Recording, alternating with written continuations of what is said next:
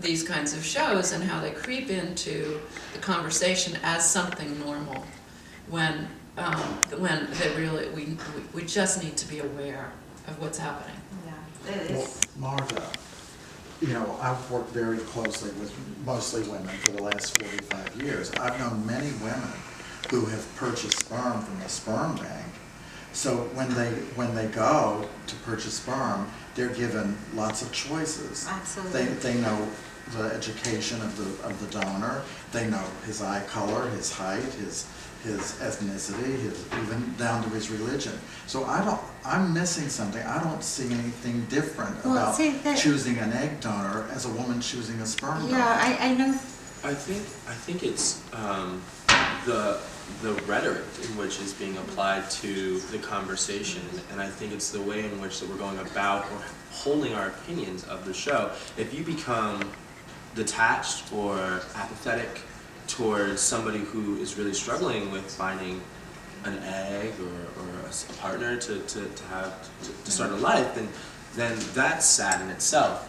But also on the reverse side of it, the more radical side of it, if you are also just as apathetic and detached from somebody who's trying to dictate what not just their offspring, but what the general population's offspring should look like. Yes. That's the line. They're defining this as perfect. And that's the thing I think is the problem, is that we're so exposed to all these different things that are out there and crazy, and we're like, well, I don't want to judge, or I don't have a place, or I can't say anything about that, and you don't have strong convictions on something, then that's when, as you say, it can spiral out of control. Generally, they're choosing someone that looks like them. Yeah, that's what I was going to say. It's like, you know, when they do that. adoption, they try to put a Yes. child like that looks That like looks the like they belong parents, in you the know. family. I think it's funny because before I was born, my mom is super dark skinned. She has like black hair and like dark eyes. She was saying to the doctor, I want a blonde, like fair skin and light eyes girl, and the doctor was like, that's impossible. When I was born, my mom was like, it's possible, like I got a blonde girl with really light eyes and fair skin, and like it's possible.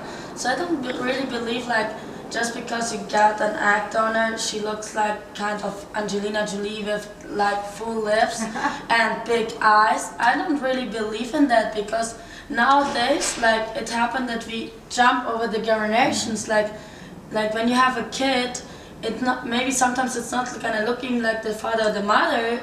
It's just jumping over the generations. Like at the end, I look like grandmother of my father. I didn't even look like my father or my mom. Everybody was like, you adopt this kid. It's not even yours. So my mom said, it's my children, because she was super dark. Yeah. So I don't believe in this, but I found it very insulting that kind of they're looking for the perfect woman. Like the perfect woman, it's everybody's a perfect woman. I don't believe that she has to be brunette, she has to be tall, and she has to be like this kind. Like I think every woman is just perfect as she are. Yeah. Like it doesn't mean like you're beautiful just when you have this. And I have people actually, they apply for this casting. Like my roommate did it because she was like, why shouldn't I do that? Oh, I give my egg and I look egg, and I was like, the baby is not gonna born like this. Like the baby not gonna have full lips, big eyes just because you have it. It's maybe the father is different.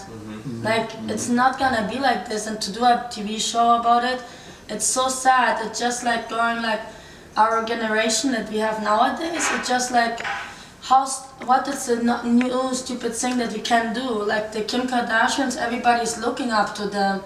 I don't think that they did something to change the world in any way. Like it's just a dumb show for in my opinion. And I think it's just like following like to dumb people, like how they dress now. Kim Kardashian changed her dark hair to blonde. She stayed 2 weeks with the blonde hair, destroyed her hair for nothing, and then she go back to black. For what? Because it's going to break off. But I'm a hairdresser. I know you are, but and if you take hair that's that strong and that black, I know. Guess what? Most of it's going to end up on the floor. I because know. she went from long hair to short hair. That's called a chemical haircut. I know, but they did it on my hair. They did it from blonde, like I have platinum blonde, to black hair, and it totally destroyed my hair. I'm curious to ask. Salsa. Yeah. I don't think you have these problems in Indonesia, do you? No, we don't. Honestly, I don't really watch a lot of TVs, but I Good for feel, yes, I don't have TV in Bali, and it's just so beautiful. So people in Bali, we do more like things outside, you know, we connect with the nature, and we live simple and pretty grounded. And but I feel from this show, the show is not even like Onion, but I think it's gonna be very popular because you guys is already talking about this before even the show is already started. And what this media is doing is actually to create the controversy. The controversy, you know, whatever show that they're doing, and it's amazing what they're doing, you know. It is the same formula, but it's the different concept, different kind of like Americans packaging. have two addictions above anything else: Yeah. technology and insanity. Exactly. And the crazier something is, the more people want to see it. Yeah. But think about like even just like 10 years ago when it was like Laguna Beach and the hills, like that was groundbreaking at the time. Just to watch a bunch of high school people who are all beautiful hang out in their beautiful house, and then that was what became television. You know what I mean? And then, you know, all these like different shows about all these crazy like families, like K+8, or Johnny K+8. Like anything that seems zany or wacky or outside of the norm is something that we must consume. And then I think that in addition to that, this one is very much about technology and the advancements that people have made in creating human life, and once it exists, it's only going to grow from there. Don't you find it really strange, though, that the same religious right that didn't want to allow Christopher Reeves to like promote stem cell research will watch this show? Yes. Most likely, for sure. They're the strangest of them all. Like, but they were like anti-stem cell research, yet they'll watch the show. Like, it just cracks me up. Well, Like, I think my issue with the show is the title of it, The Beautiful One. I think that's the main hit topic because I see it as a lot of things.